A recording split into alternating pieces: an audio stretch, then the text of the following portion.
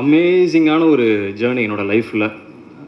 நான் இந்த மொமெண்ட்டை வந்து நான் எப்படி பார்க்குறேன் அப்படின்னா, நான் ஸ்டார்ட் பண்ண மொமெண்ட்டை யோசிச்சு பார்க்குறேன். இந்த தருணத்தில் இப்போ இருக்கும்போது நான் எங்கேருந்து ஆரம்பித்தேன் அப்படிங்கிறத யோசிச்சு பார்க்குறேன். மொத எனக்கு முன்னாடி கேமரா வந்து வச்சு என்னை நடிக்க வச்ச என்னோடய ஃப்ரெண்ட்ஸ் அங்கே இருந்து இப்போ இந்த மொமெண்ட் நான் இங்கே நின்று இந்த ஸ்டேஜில் நான் வந்து நிற்கிறது அப்படிங்கிறது எனக்கு வந்து ஒரு பெரிய ஒரு ஆச்சரியமாக இருக்குது ஃபர்ஸ்ட் ஆஃப் ஆல். தென் நான் தனிப்பட்டு இதை யோசித்து பார்க்கும்போது, ஓகே நம்ம இவ்வளோ தூரம் ஒரு ட்ராவல் ஒன்று பண்ணி வந்திருக்கிறோம் அப்படின்னு இங்கே நின்று உங்கள் எல்லாரும் முன்னாடியும் பேசுகிறோம் அப்படிங்கிறது வந்து எனக்கு ஒரு ஒரு ட்ரீம் கம் ட்ரூ அப்படின்ற மாதிரி ஒரு விஷயம் வந்து நினைக்கிறேன். ஏன்னா நாளைக்கு எங்கள் படம் வந்து 24th ரிலீஸ் ஆக போகுது. அந்த ரிலீஸ் ஆக போகுது அப்படிங்கிற மொமெண்ட் கூட வந்து இன்னும் எனக்கு ஒரு ஓகே படம் ரிலீஸ் ஆக போகிறேன்ற அந்த இது கூட அந்த ஃபீல் மாதிரி எனக்கு இல்லை. ஆனால் இந்த ஒரு ஈவெண்ட் நடக்குது, இதுக்கு நம்ம பேசணும், ப்ரிப்பேர் ஆகணும் அப்படிங்கிறது வந்து எனக்கு அது ரொம்ப ரிமார்க்கபிளான ஒரு டைம்னு நான் பார்க்குறேன். இது வந்து எல்லோரும் முடியும் பேசுகிறதுக்கு.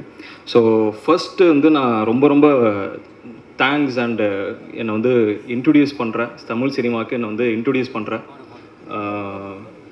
தேனாண்டால் ப்ரொடக்ஷன்ஸ் அவர்கள் வந்து முரளி சாருக்கு தான் ஃபர்ஸ்ட் அண்ட் ஃபார்மோஸ்ட் தேங்க்ஸ் எனக்கு. ஏன்னா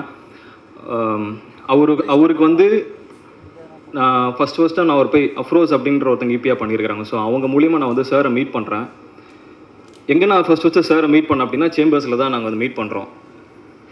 எனக்கு அன்றைக்கி எனக்கு தெரியல இவரோட தான் சேர்ந்து நம்ம ஃபர்ஸ்ட் படம் பண்ணுவோம் அப்படிங்கிறது தெரியல. ஆனால் ஒரு ஆப்பர்ச்சுனிட்டியாக தேடி போய் நான் சாரை மீட் பண்ணேன். மீட் பண்ணி நிறைய பேசணும். சாருக்கு எனக்கு வந்து அப்போ என்ன யாருன்னு தெரியல. அதுக்கப்புறம் தான் என்னை பற்றி அவர் என்ன பண்ணாருன்னா பார்க்க ஆரம்பித்தாங்க. யூடியூப் வீடியோஸ்லாம் பார்க்க ஆரம்பிச்சு ஓகே அப்படின்ட்டு இருந்தாங்க. அதுக்கப்புறம் ஒரு சின்னதாக ஒரு ஜேர்னி இருந்தது ஒரு வருஷம்.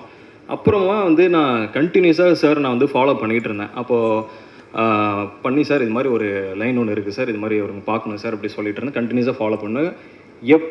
எப்போ நான் பேசினாலும் அந்த ஒரு சின்ன ஒரு ஹெசிடேஷனும் இல்லாமல் எனக்கு ரிப்ளை பண்ணி அந்த டைம் அண்ட் டேட் வந்து கரெக்டாக சொல்லுவார். சொன்னும் போது நான் கரெக்டாக மீட் பண்ணுவோம். அதுக்கப்புறம் நடந்தது தான் மற்றது எல்லாமே.